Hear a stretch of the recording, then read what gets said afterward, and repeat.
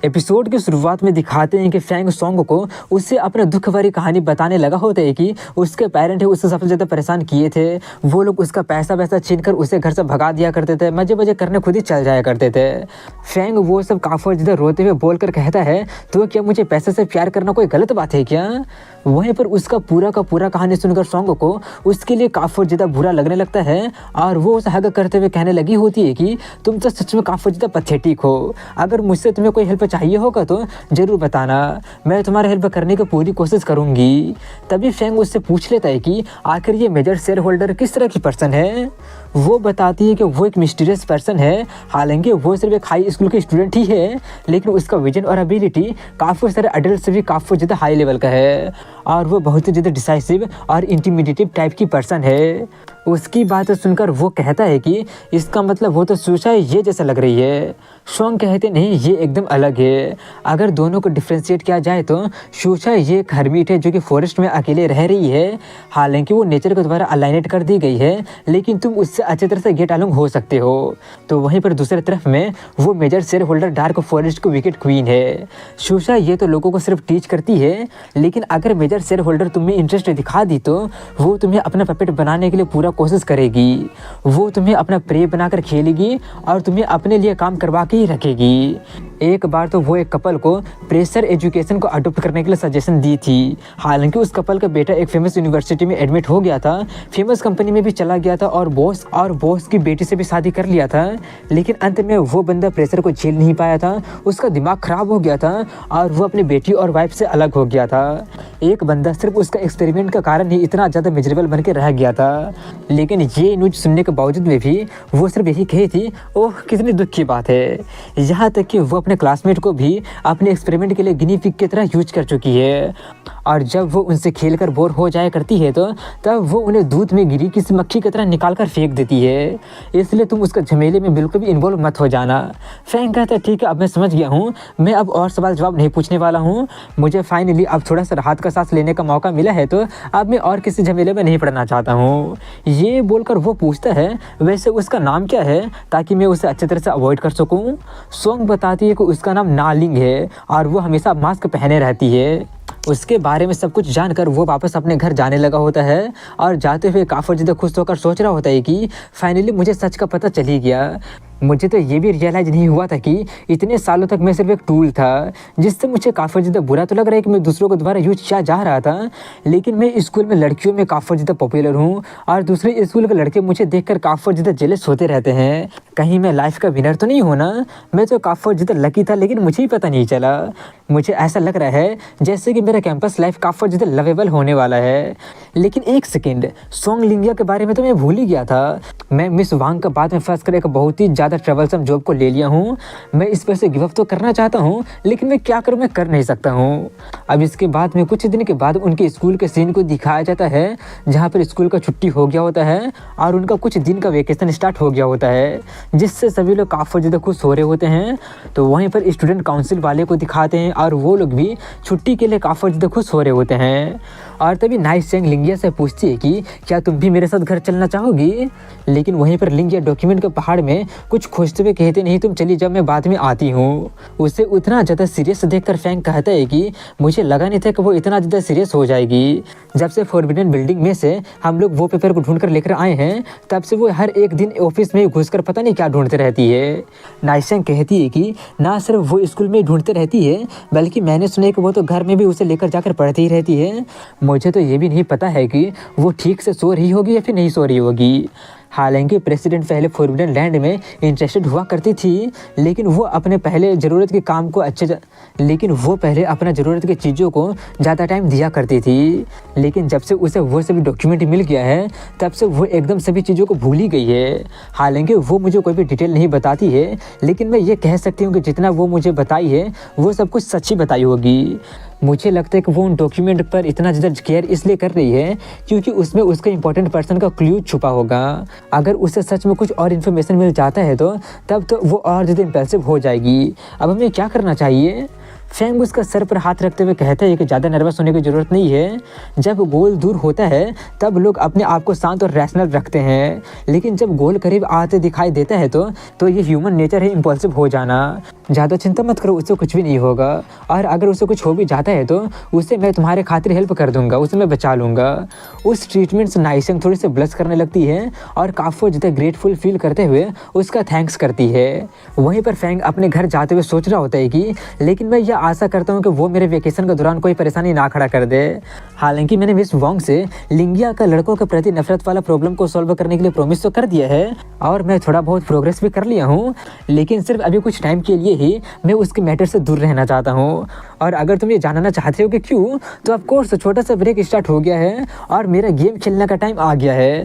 5 दिनों तक मैं बिना रुके जितना चाहे उतना गेम खेल सकता हूँ। सिर्फ सोचने से मुझे काफ़ी ज़्यादा मज़ा आने लगा है। फेंग काफ़ी ज़्यादा खुश होकर अपने घर चला जाता है, मगर इसके अगले दिन में ही नाइसेंग आकर उसे बताती है कि लिंगिया गायब हो गई है। जो सुनकर फेंग बेचारा का दिमाग काफ़ी ज़्यादा ख़राब हो जाता है। अब इसके बाद में वो सीन वहीं पर कट हो जाती है और अगले समय फेंग को दिखाते हैं जो कि काफ़ी ज़्यादा गुस्से में कह रहा होता है कि अगर नाइसेंग स्टूडेंट काउंसिल में घुसने में मेरी हेल्प नहीं की होती तो मैं इस झमेले में कभी पड़ता ही नहीं। अब जबकि लिंगिया गायब हो गई है तो वो लोकेशन इन्फॉर्मेशन सीसी को क्यों भेजी है? लगता है कि वो जानबूझकर मेरे वेकेशन को बर्बाद करना चाहती है। और आखिर वो ऐसा रिमोट प्लेस में क्यों आई है? अब यहाँ पर पता चलता है कि वो एक जंगल में होता है और वो भी झाड़ियों के बीच में छुपा होता है।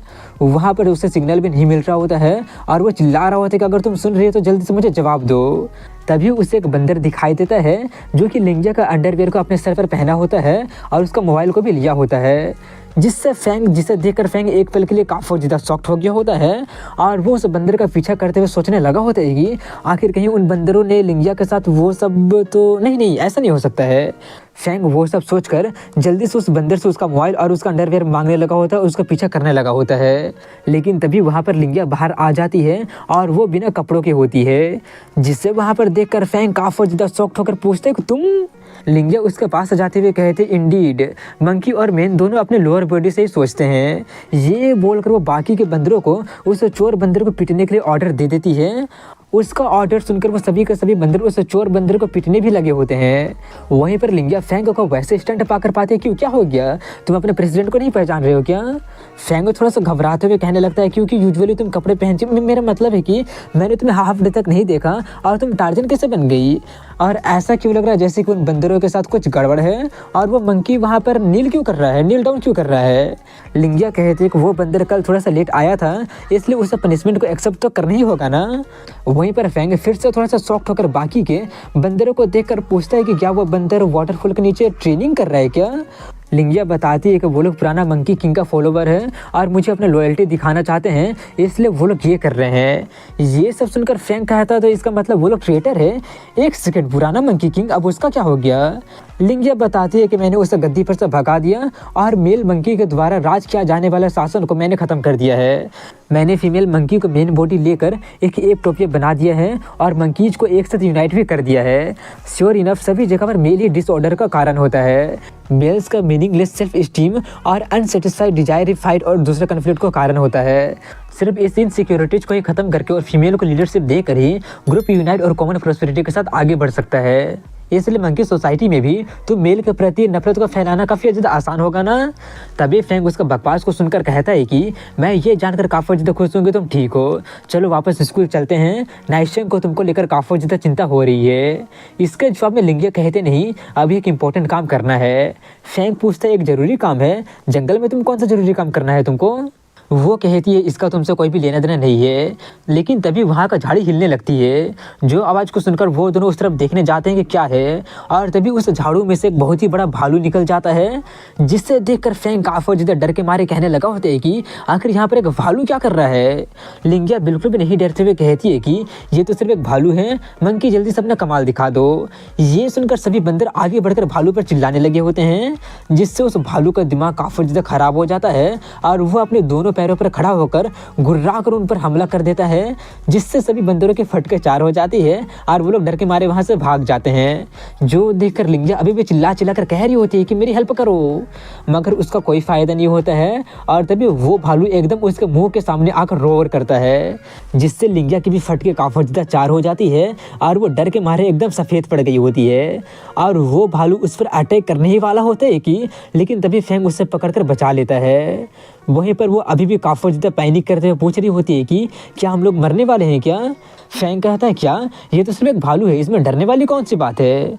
जो सुनकर लिंगिया थोड़ी सी शॉक्ड और कंफ्यूज होकर पूछती है कि तुम चाहे कितने स्ट्रॉन्ग क्यों ना हो, एक भालू को फेस करते वक्त तुम कर ही क्या लोगे? वहीं पर वो भालू काफ़ी ज़्यादा गुस्से में फेंग को घूरने लगा होता है। जो देखकर फेंग कहता है कि जब मैं अपने मास्टर के साथ में प्रैक्टिस कर रहा था तब मैं काफ़ी सारा भालू से मिला था, मैं तुम्हें दिखाता हूँ कि मैं क्या कर सकता हूँ। ये बोलकर वो अपने एक स्पेशल स्किल का यूज़ करके काफ़ी पावरफुल पंच से उस पर अटैक कर देता है। लेकिन जब वो भालू रियलाइज़ करता है कि उसे चोट नहीं लगा है तो वो अपने आँख खोल कर देखता है तो उसे पता चलता है कि उसका एक आँख में कोई कपड़ा जैसा कोई चीज़ होता है, जिससे लेकर वो सूंघ कर वो पकड़ाने लगता है। वहीं पर अपना अंडरवियर को देखकर लिंगिया काफ़ी ज़्यादा शॉक्ड हो गई होती है। लेकिन तभी फेंग उसे लेकर वहाँ से भागने लगता है और उससे कहता है कि वो ब्राउन बियर नेशनल लेवल का प्रोटेक्टेड एनिमल है, अगर मैंने उसे मार दिया तो मुझे जेल जाना पड़ेगा, और अगर मैं उससे हार जाता हूँ तो मुझे हॉस्पिटल जाना पड़ेगा, इसलिए सबसे अच्छा रास्ता है भाग जाना। अब काफ़ी दूर भागने के बाद में फेंग उससे कहता है कि अब मुझे नहीं लगता है कि वो यहाँ तक आ भी पाएगा, सिर्फ कोई मूर्ख ही उस भालू से फाइट करेगा। लेकिन तभी लिंगिया को देखकर वो पूछता है कि तुम ठीक तो हो ना?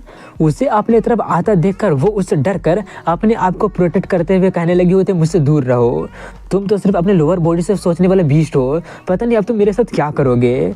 फेंग कहा था कि मैंने तुम्हें अभी अभी बिना कपड़ों के देखा था, लेकिन उसके बजाय अब तुम मुझसे क्यों डर रही हो? वो कहती है कि उस वक्त मेरे पास में बंदरों का लॉयल फॉलोवर था, लेकिन अब नहीं है। वो सब देखकर फेंग सोचता है कि सिचुएशन हाथ से निकलते जा रहा है। ऐसा लग रहा है जैसे कि इसका जंगल में रहने का कोई भी एक्सपीरियंस नहीं है। अगर वो मेरे साथ कोऑपरेट नहीं करेगी तो इसे बाहर लेकर जाना काफ़ी ज़्यादा मुश्किल हो जाएगा। मैं यहाँ से अकेले जाना तो चाहता हूँ, लेकिन अब मैंने नाइसेंग को प्रॉमिस जो कर दिया है।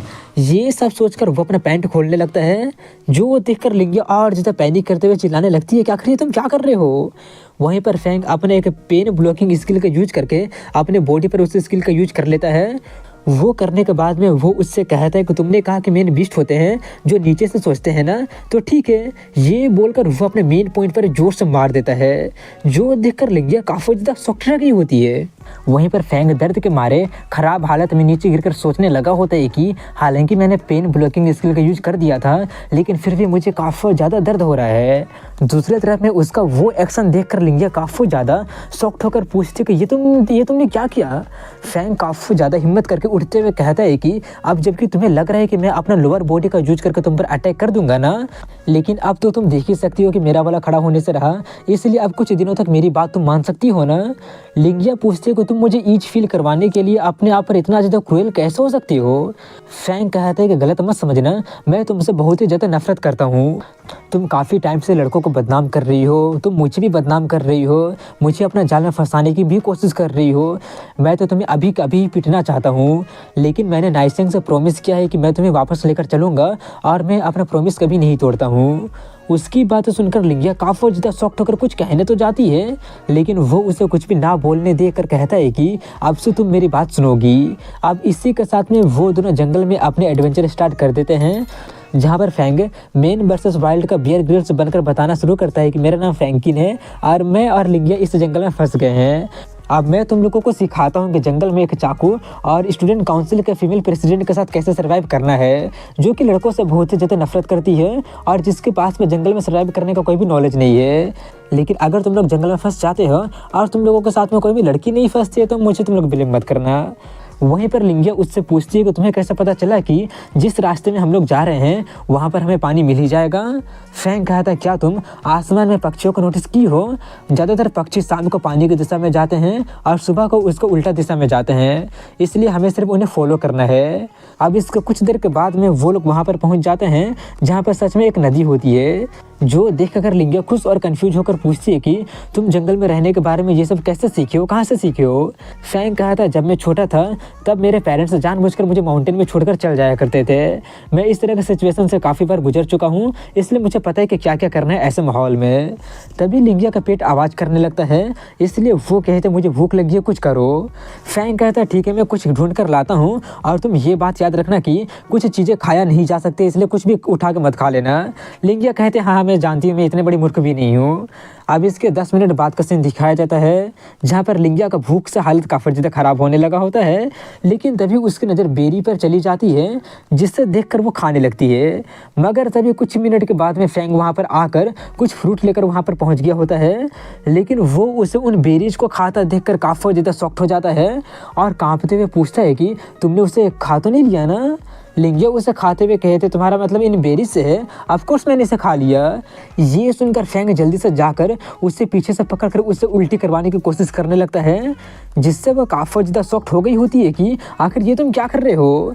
वहीं पर फैंग कहता है कि वो चेरी नहीं है बल्कि वो जहरीला चेरी है, और जब वो उसे उल्टी करवाने में फेल हो जाता है तो वो अपना उंगली उसके मुंह में डालकर वो जितना भी खाई होती है वो सब निकलवा देता है और जल्दी से उसे फ्रूट खिलाने लगता है और कहता है कि उल्टी के बाद में तुम्हारा बॉडी को रिहाइड्रेट होने की ज़रूरत है, इसलिए जल्दी से ये खा लो।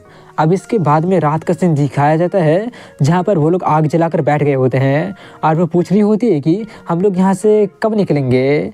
फैंग कहता है कुछ भालू से बचने के लिए हम लोग बहुत ही अंदर आ गए हैं, इसलिए लगभग कल या फिर परसों हम लोग निकल जाएंगे, और ये मौसम पर भी डिपेंड करता है कि हम लोग परसों निकल भी सकते हैं या फिर नहीं। तभी वहाँ पर ठंड बढ़ने लगा होता है, इसलिए फैंग उठकर जाता है और उसके बगल में बैठ जाता है। जो देखकर वो पूछते कि तुम मेरे बगल में क्यों बैठ रहे हो। फैंग कहता है क्या तुम्हें लगता है कि मैं तुम्हारे साथ बैठना चाहता हूँ, मुझे तुम्हें अभी भी ठंडी हवा से बचाना है, इसलिए मैं बस यहाँ पर बैठ रहा हूँ। ये सुनकर वो चिल्लाते हुए कहती है कि अगर ऐसी बात है तो तुम अपना कपड़ा खोलकर मुझे क्यों नहीं दे देते हो। फैंग भी चिल्लाते हुए कहता है कि ऐसे में क्या मुझे ठंड नहीं लगेगा क्या।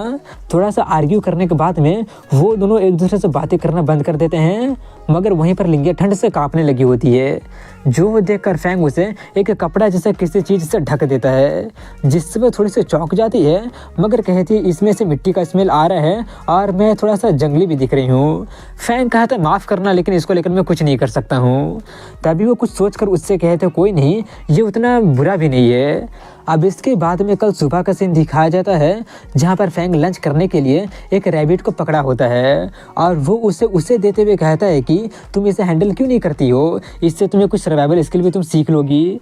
लिंगिया कहते ठीक है मुझे चाकू दे दो और बताओ कि मुझे क्या करना है, इसे कैसे मारना है। उसे आसानी से बात मानते देखकर फैंग थोड़ा सा शॉक्ड होकर उसे चाकू देते हुए कहता है कि तुम खून देखने वाली हो, तुम्हें पता है ना। लिंगिया कहते मुझे पता है, अगर हमने इसे नहीं मारा तो हम लोग भूखे मर जाएंगे, और यही तो वाइल्डरनेस सर्वाइवल का रूल है ना।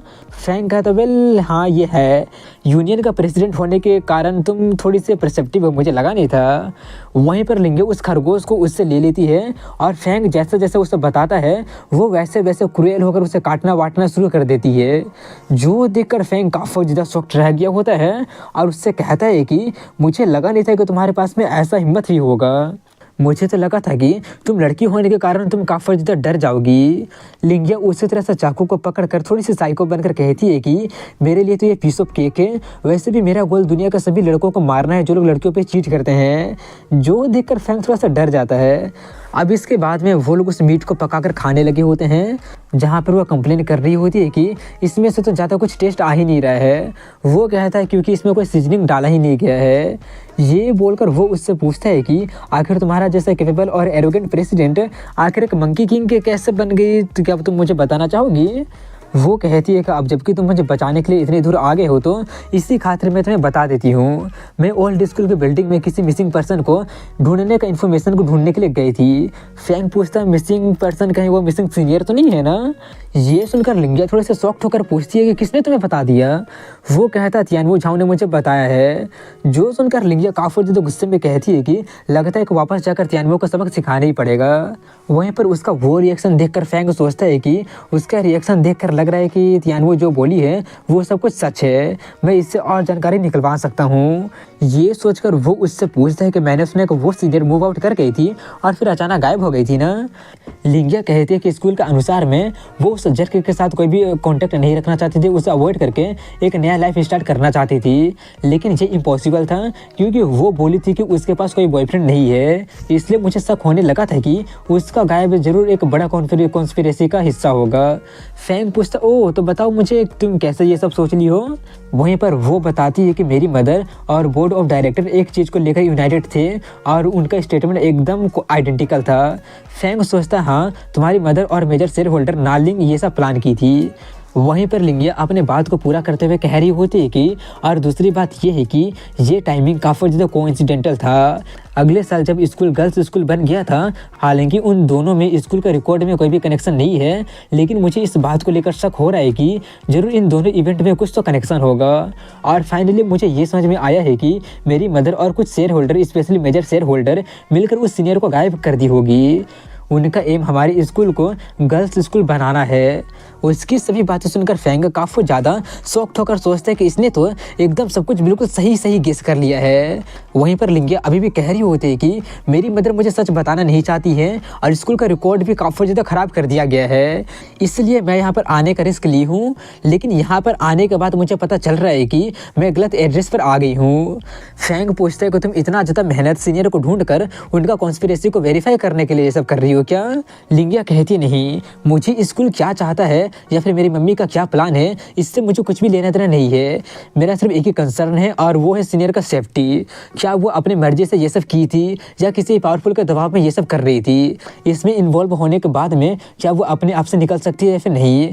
अब उसका लाइफ कैसा होगा, क्या वो अच्छा तरह से खा पी रही होगी, ठीक ठाक से रह तो रही होगी ना। उसकी सभी बातें सुनकर फैंग उसे रोकते हुए कहता है कि मुझे पता है कि तुम्हें उसकी चिंता हो रही है, लेकिन अभी का हमारा प्रायोरिटी यहाँ से बाहर निकलना है। अगर हम बाहर नहीं निकले तो अपने इन्वेस्टिगेशन को तुम जारी रख ही नहीं पाओगी।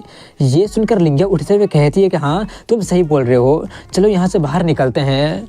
वो देखकर फैंग सोचता, मुझे लगा नहीं था कि वो इतना ज़्यादा सिंपैथेटिक होगी। ये यूजुअली लड़कों से नफरत करती है, उन्हें दुश्मन के जैसा ट्रीट करती है, लेकिन वो अपने सीनियर के प्रति काफ़ी ज़्यादा काइंड है। मुझे पता नहीं था कि उसके पास में एक टेंडर साइड भी है। ऐसा क्यों लग रहा है जैसे कि उसके पास में एक क्यूट साइड भी है। नहीं, ये सब मैं क्या सोच रहा हूँ। जल्दी से जल्दी यहाँ से निकल कर ये मामला यहीं पर ख़त्म करना होगा।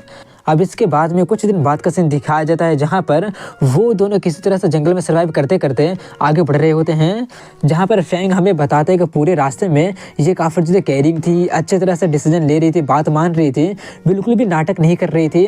अगर ये लड़कों से नफरत नहीं करती तो ये सच में काफ़ी ज़्यादा अट्रैक्टिव होती, शायद होती। ये एक अच्छा कंपेनियन है। वाइल्डरनेस जैसा सिचुएशन में अच्छा कोऑपरेशन, प्रिजर्वेशन और जजमेंट चाहिए और इसके पास में वो सब कुछ था। यही सब हमें बताते बताते वो लोग एक ऐसे जगह पर पहुंच जाते हैं जहां से अब उन्हें ऊपर चढ़ना होगा, जहां पर फैंग उसको ऊपर चढ़ाने में हेल्प कर देता है और वो अपना हाथ देकर उसे ऊपर खींच लेती है। अब इसके बाद में आगे में उनके रास्ते में एक कीचड़ से भरा एक बहुत ही बड़ा गड्ढा होता है, जिससे पार करने के लिए लिंगिया एक लता में लटक कर टार्चर बनकर उसे पार करने लगती है, मगर वो लता बीच में ही टूट जाता है, जिससे वो कीचड़ में ही गिर जाती है। जो देखकर फैंग काफ़ी ज़्यादा हंसने लगता है, जिससे लिंगिया का दिमाग काफ़ी ज़्यादा ख़राब हो जाता है और वो उसे लात मारकर उसे भी कीचड़ में फेंक देती है, और जिससे उसका भी दिमाग थोड़ा सा ख़राब हो जाता है और वो दोनों ही कीचड़ से एक दूसरे को मार कर कीचड़ कीचड़ खेलने लगते हैं। कीचड़ खेलने के बाद में उनका हालत काफ़ी ज़्यादा ख़राब हो जाता है, इसीलिए खुद को साफ़ करने के लिए वो लोग पानी ढूंढने लगते हैं और तभी उन्हें एक तालाब मिल भी जाता है, जिसे देखकर फैंग कहता है कि मैं वहाँ पर तुम्हारा इंतज़ार कर रहा हूँगा, खुद को साफ़ करने के बाद मुझे बुला देना। लेकिन वो अपने बात को पूरा करने से पहले ही वो लिंगिया को अपने सामने ही अनड्रेस होते देखकर काफ़ी ज़्यादा शॉक्ड होकर कहने लगा होता है कि कम से कम मुझे यहाँ से जाने तो दो। लेकिन लिंगिया कहते हैं वैसे भी तुम मेरे साथ कुछ कर नहीं सकते हो। जो सुनकर उसका मुंह ही बंद हो जाता है और वो कहता है कि वो इसके बारे में तुम्हें भूल ही किया था।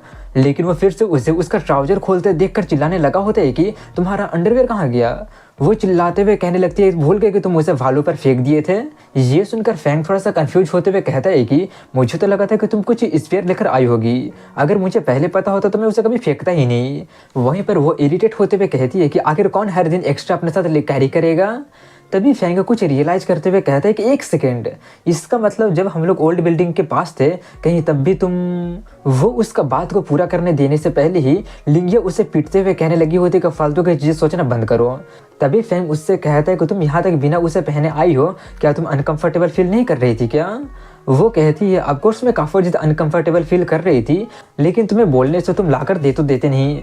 अगर एक लड़की को पता होता है कि अपना प्रॉब्लम को दूसरे को बताने से कोई हेल्प नहीं मिलने वाला है तो, मगर वो फिर भी बताती है तो इसका सीधा सा मतलब है कि वो लड़की एंजेलिक बिच है जो कि अटेंशन और सिंपैथी के लिए अपने मिजरी का यूज करते रहती है।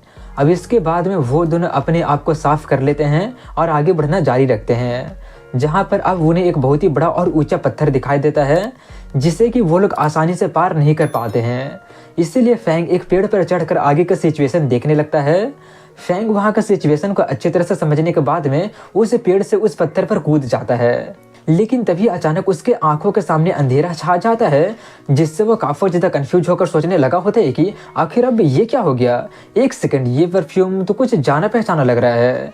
तभी वो अपने ऊपर में ई को पाता है, जहाँ पर ई अपना चाकू से उसका काम तमाम करने की तैयारी करते हुए कहती है कि काफ़ी दिनों के बाद मिल रहे हैं ना फेंग, जिससे फेंग को पता चल जाता है कब उसका वॉट लगने वाला है। और तभी वहाँ पर ये अपनी दूसरी मेट के साथ आते हुए पूछती है कि यहाँ पर क्या हो रहा है। ई कहते कुछ नहीं, मैं बस फेंग को पीट रही थी। तभी नीचे से लिंगिया चिल्लाते हुए पूछती है कि आखिर वहाँ पर ऊपर में क्या चल रहा है। एक लड़की की आवाज़ को सुनकर वो दोनों के दोनों मेट काफ़ी ज़्यादा भड़क कर अपना अपना वेपन निकाल कर फेंग को डराते हुए पूछने लगते हैं कि बताना चाहोगे कि आखिर यहाँ पर क्या चल रहा है। अब इसके कुछ देर बाद का सीन दिखाया जाता है, जहाँ पर फेंग मीट खाते हुए काफ़ी ज़्यादा अच्छा फील कर रहा होता है, जहाँ पर शूचा ये उससे कहती है कि आराम से खाओ नहीं तो तुम चौक कर जाओगे, तुम्हारे गले में फंस जाएगा। ये बोलकर वो उससे कहना शुरू करती है कि मुझे तो लगा था कि तुम छुट्टी में अपने घर में आराम से बैठकर गेम वेम खेल रहे होगे, लेकिन आखिर तुम यहाँ पर जंगल में क्या कर रहे हो, और वो भी तुम लिंगिया के साथ में, आखिर तुम कर क्या रहे हो। फेंग खाते हुए कहता है कि वेल ये एक बहुत ही लंबी कहानी है। लिंगिया हाल ही में अपने एक सीनियर दोस्त को ढूंढने के लिए एकदम ऑब्सेस्ड हो गई है, और उसके कारण नाइशियांग काफ़ी ज़्यादा चिंता कर रही थी। उसके कारण नाइशियांग को उसकी काफ़ी ज़्यादा चिंता हो रही थी, इसलिए मैंने उसे रीअश्योर किया कि अगर लिंगिया को कुछ हो भी जाता है तो मैं उसकी हेल्प जरूर कर दूंगा। वेल मैं तो सिर्फ ऐसे ही कह रहा था, लेकिन इसके अगले दिन ही लिंगिया सच में गायब हो गई थी और उसे ढूंढने के लिए मुझे काफ़ी ज़्यादा पापड़ बेलना पड़ा। और तभी शूशा ये उसे पानी पीने के लिए देती है, जिससे पीकर फेंग थोड़ा सा चैन की सांसें लेते हुए कहता है कि तुमसे मिलकर सच में मुझे काफ़ी ज़्यादा रिलीफ महसूस हो रहा है। अगर तुम यहाँ पर नहीं आती तो उसे यहाँ से निकलवाने में, उसे यहाँ से निकालने में सच में काफ़ी ज़्यादा मुश्किल होने वाली थी। ये बोलकर वो नाइशियांग को कॉल करके बता देता है कि वो लिंगिया को ढूंढ लिया है और वो उसे जल्दी से जल्दी वापस भेज देगा, इसलिए उसे ज़्यादा चिंता करने की ज़रूरत नहीं है। उसे फ़ोन करके बोलने के बाद में वो थोड़ा सा रिलीफ फील करते हुए कहता है कि फाइनली सभी नाटक खत्म हो ही गया, अब मैं और लिंगिया एक दूसरे को दोबारा नहीं देखेंगे। उसका वैसा रिएक्शन देखकर ये उससे पूछती है कि लगता है कि तुम दोनों अच्छी तरह से गेट अलोंग नहीं होते हो। मुझे पता है कि वो लड़कों से काफ़ी ज़्यादा नफरत करती है, लेकिन मैं ये जानकर सच में काफ़ी ज़्यादा सरप्राइज हो रही हूँ कि तुम भी उसे सहन नहीं कर पा रहे हो। फेंग कहता है कि नहीं, तुम भी मुझे अच्छी तरह से नहीं जानती हो, यहाँ तक कि एक्सट्रीम लॉन्गिंग में भी मैं उस तरह के पर्सन के प्यार में पड़ ही नहीं पाऊंगा, और जिस लड़की को मैं प्यार करूंगा उसका भी अलग ही स्टैंडर्ड होना चाहिए। उसकी बातें सुनकर ये कहती है क्या सच में, मुझे लगा था कि मैं तो कुछ ज़्यादा ही सोच रही हूँ। वहीं पर फेंग अपने मन में कह रहा होता है कि लिंगिया एक ट्रैवल कंपेनियन के तौर पर काफ़ी अच्छी हो सकती है। गलती करने पर वो क्रिटिसिज्म को एक्सेप्ट कर लेती है। अगर वो लड़कों से नफरत करना बंद कर देती है तो शायद हम दोनों दोस्त बन सकते हैं। नहीं, ये तो इम्पॉसिबल है। नहीं, ये तो इम्पॉसिबल है। ऐसा हो ही नहीं सकता कि वो लड़कों से नफरत करना छोड़ दे। लड़कों से नफरत करना तो उसका डीएनए में इनग्राफ्ट हो गया है, और वो तो कभी बदला ही नहीं जा सकता है। ये सब सोचकर वो उससे पूछता है कि क्या तुम मुझे बता सकती हो कि तुम लोग यहाँ पर जंगल के बीचों बीच में क्या कर रही हो? तुम लोग तो यहाँ पर काफ़ी सारे इक्विपमेंट को भी लेकर आई हो, क्या तुम लोग यहाँ पर कैंपिंग करने के लिए तो नहीं आई हो ना? ये कहती है नहीं, हम यहाँ पर काम करने के लिए आए हैं। हमारा ग्रुप यहाँ पर एक कंट्री साइड थीम बेस्ड पर एक रिजॉर्ट बनाने का प्लान बना रहा है, इसलिए मैं बस यहाँ पर चेकआउट करने आई हूँ। फैंग कहता है कि ये जगह तो काफ़ी ज़्यादा खतरनाक है, लेकिन तुम सीईओ होने के कारण भी खुद ही इन्वेस्टिगेट करने आई हो, इसका मतलब तुम तो सच में काफ़ी ज़्यादा डेडिकेटेड लग रही हो। इसके जवाब में ये कहती है कि खतरा होने के कारण मैं यहाँ पर खुद नहीं आई हूँ। ये बोलकर वो उसे फालतू का एक्सक्यूज बनाकर बेवकूफ़ बना देती है और वो दोनों एक दूसरे से बातें कर ही रहे होते हैं कि तभी वहाँ पर ई आकर कहती है कि इंस्ट्रप्शन के लिए माफ़ करना, लेकिन मिस सॉन्ग आपसे कुछ बातें करना चाहती है, लेकिन मिस्टर फैंग को मेरा केयर में रहना पड़ेगा। इसलिए सुशा ये दूसरे कमरे में उससे बातें करने के लिए चली जाती है। उसके जाने के बाद में ई फैंग को डराते हुए कहते कि मेरे साथ चलो, बाहर कुछ बातें करना है, जिससे फैंग का हालत काफ़ी ज़्यादा ख़राब होने लगा होता है। वहीं पर दूसरे रूम में उन दोनों को दिखाते हैं जहाँ पर वो दोनों बातें करने लगे होते हैं, जहाँ पर लिंगिया कह रही होती है कि फैंग का थैंक्स की उसके वजह से मैं काफ़ी ज़्यादा सेफ और साउंड हूँ, उससे बता देना कि मैं काफ़ी ज़्यादा उसके हेल्प को अप्रिशिएट कर रही हूँ।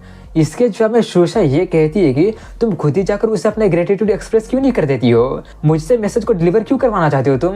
लिंगिया कहती है कि मैं लड़कों से बातें नहीं करना चाहती हूँ, इसलिए मेरा मैसेज को तुम डिलीवर कर देना, क्योंकि मैंने सुना है कि तुम दोनों का रिलेशनशिप काफ़ी ज़्यादा क्लोज है और ये बात स्कूल में भी सीक्रेट नहीं है। इसके जवाब में सुशा ये हंसते हुए कहती है कि आखिर तुम गॉसिप सुनना कब से शुरू कर दी, ये तो तुम्हारा बिहेवियर नहीं था। लिंगिया पूछती है तो तुम्हारा मतलब है कि तुम दोनों के बीच का डेटिंग वाला बात र्यूमर से झूठ नहीं है। ये कहती है वो बात मैं नहीं बता सकती हूँ। ये सुनकर लिंगिया उससे कहती है कि फैंग तो तुम्हें बता ही दिया होगा कि मैं यहाँ पर किसी को ढूंढ रही हूँ, इसलिए मैं चाहती हूँ कि तुम उसे ढूंढने में मेरी हेल्प करो और मैं इसके लिए कुछ भी करने को तैयार हूँ। अब इसी के साथ में कुछ देर पहले का सीन दिखाया जाता है जहाँ पर ई लिंगिया को पहनने के लिए कुछ कपड़ा देती है और उसका कपड़ा को धोकर वापस लौटाने के लिए बोलकर ले लेती है, लेकिन तभी वो उसके ड्रेस में उसका अंडरवेयर को मिसिंग देखकर उससे पूछती है कि वो कहाँ गया। लिंगिया बताती है कि फैंकिन उसे ले गया। जो सुनकर ई काफ़ी ज़्यादा गुस्सा हो जाती है और उसी गुस्से के साथ में वो फैंग के पास में एक बहुत ही बड़ा हथौड़ा लेकर जाने लगती है। अब प्रेजेंट टाइम का सीन दिखाया जाता है जहाँ पर फैंग ई से पूछता है कि हम कैंप से काफ़ी दूर आ गए हैं ना, अगर सुशा ये को कुछ हो जाता है तो हम कुछ सुन नहीं पाएंगे, अगर वो मदद के लिए चिल्लाती है तो हम मुझे सुनाई नहीं देगा। इसके जवाब में ई कहती है कि ये बात सच है कि हम काफ़ी दूर आ गए हैं, इसलिए अगर हम यहाँ पर थोड़ा बहुत हल्ला भी करते हैं तो किसी को कुछ पता चलेगा ही नहीं, तो चलो अब मुझे बता दो कि आखिर तुम मिस सॉन्ग का अंडरवेयर को क्यों लिए थे। ये बोलकर वो एक स्वॉर्ड को उसके गले पर रखते हुए कहती है कि वो मुझे बता दिए क्या क्या हुआ था, इसलिए अगर तुम मुझे एक रीजनेबल एक्सप्लेनेशन नहीं देते हो तो समझ जाने का तुम्हारा क्या हो सकता है। उससे फैंग काफ़ी ज़्यादा डर गया होता है और डरते हुए कहता है कि अगर मैं ये कहूँ कि उससे मैंने एक भालू के फेस को कवर कर दिया है तो तुम विश्वास करोगे क्या। ये सुनकर ई कहते हैं क्या। उसका जवाब सुनकर फैंग कहता है पता था तुम इस पर विश्वास नहीं करने वाली हो, लेकिन तभी ई उसके गले पर से सोट को हटा देती है और कहती है कि हमारे रास्ते में हम सच में एक भालू से मिले थे जिसका कि चेहरा अंडरवेयर से कवर था, तो इसका मतलब ज़रूर वो मिस सॉन्ग का ही होगा। ये सुनकर फैंग कहता है क्या कोइंसिडेंट है। ये बोलकर वो सोचने लगता है कि मुझे यकीन नहीं हो रहा है कि मैंने अपना नाम को इतनी आसानी से क्लियर कर लिया है, लगता है कि भगवान भी मेरा हेल्प कर रहे हैं। वहीं पर ई उससे कहती है कि अंडरवियर वाला बात खत्म हो गया है और मैं तुमसे यहाँ पर दूसरे चीज़ के लिए तुम्हें यहाँ पर बुलाई हूँ। ये बोलकर वो उससे पूछती है कि तुम मेरी लेडी के बारे में क्या सोचते हो। फैंग कहता है क्या, वो तो मेरी काफ़ी अच्छी दोस्त है। जैसे वो अपने इस बात को पूरा करता ही है कि ई सोट से उसका पीछे के पेड़ को काट देती है और उसके गले पर फिर से सोट को रख देती है, जिससे फैंग शॉक के मारे काफ़ी ज़्यादा डम्ब एक्ट करने लगा होता है। वहीं पर ई गुस्से में कह रही होती है कि तुम्हारे इसी डम्ब फ्लेबी और एम्बिशियस एटीट्यूड के कारण मुझे तुम काफ़ी ज़्यादा अननोई लगते हो। मेरी लेडी पहले ही एक इनिशिएटिव ले ली है, यहाँ तक कि हज़ारों साल पुराना सड़ा हुआ लकड़ी भी उसका माइंड को पढ़ पाएगा। ये बोलकर वो उस पर अटैक करते हुए कहती है कि लेकिन तुम सिर्फ यही एटीट्यूड दिखा रहे हो कि मैं तो इसके बारे में कुछ जानता ही नहीं हूँ। मेरी लेडी के साथ में कपल गेम खेलने के साथ तुम उसका फीलिंग को रिस्पॉन्ड नहीं करते हो। क्यों क्या तुम उसका फीलिंग और टेंडरनेस को ग्रांटेड ले लिए हो? क्या तुम मेरी लेडी के फीलिंग के साथ खेल रहे हो? मगर वहीं पर फैंग किसी तरह से उसके अटैक से बचकर और उसे रोकते हुए कहता नहीं, मैं ऐसा नहीं हूँ। ये सुनकर ई कहती है अगर ऐसी बात है तो मैं फिर से तुमसे पूछती हूँ कि तुम मेरी लेडी के बारे में क्या सोचते हो। फैंग कुछ कहने ही वाला होता है कि तभी वो अपना सर को पटक कर बेहोश हो जाता है, जिससे ई थोड़ी सी कंफ्यूज हो जाती है कि ये क्या हुआ। वहीं पर अब फैंग का दूसरा पर्सनैलिटी उसका बॉडी को टेक ओवर कर लिया होता है और डार्क फैंग उससे कहता है माफ़ करना, लेकिन मैं उसे ऐसा हास्टी रिप्लाई नहीं देने दे सकता हूँ। ये कुछ ऐसा नहीं है जिससे कि वो अकेली ही रिस्पॉन्ड या फिर डिसाइड कर सकता है।